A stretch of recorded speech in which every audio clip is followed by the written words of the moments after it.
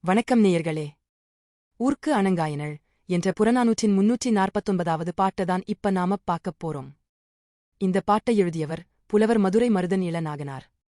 இவர் மருதத்திணை செய்யுட்கள் செய்வதில் வல்லவர். இறையனார் அகப்பொருளுக்கு உரை இயற்றியவருள் இவரும் ஒருவர். திணை காஞ்சித் திணை. ஒரு கன்னியை அவளைப் பெற்றோர் தர மறுத்ததால் வந்தோர் போரிட அவ்வூரே அழிந்ததனை மரம்படு சிறு தீப்போல அணங்காயனள் தான் பிறந்த ஊர்க்கே என்று இப்பாடலில் வருந்துகின்றார் புலவர்.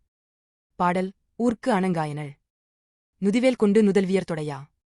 வேல்முனை கொண்டு நெற்றி வியர்வையைத் துடைத்தவாறே. கடிய கூறும் வேந்தே.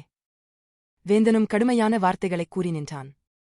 தந்தையும் நெடிய அல்லது பணிந்து மொழியலனே. இவள் தந்தையும் பேச்சை இழுத்துக் கொண்டே போனானையன்றி அவன் விருப்பத்திற்கு இணங்கிப் பேசாதவன் ஆயினான். இஃது இவர் படிவமாயின். இதுவே இவ்விருவரும் மேற்கொள்ளும் நிலையானால். வையையிற்று அரிமதர் மழைக்கண். கூரிய பற்களும் அரிபரந்து மதர்த்து குளிர்ந்த கண்களும். அம்மா அறிவை. மாங்கனி நிறமும் உடைய இவள். மரம்படு சிறுதி போல. காட்டுப் பெருமரத்திலே பட்ட சிறுதீக் காட்டையே அழிப்பது போல. அணங்காயனள் தான் பிறந்த ஊர்க்கே. இவளே இவ்வூரை அழிக்கும் அணங்காயனளே.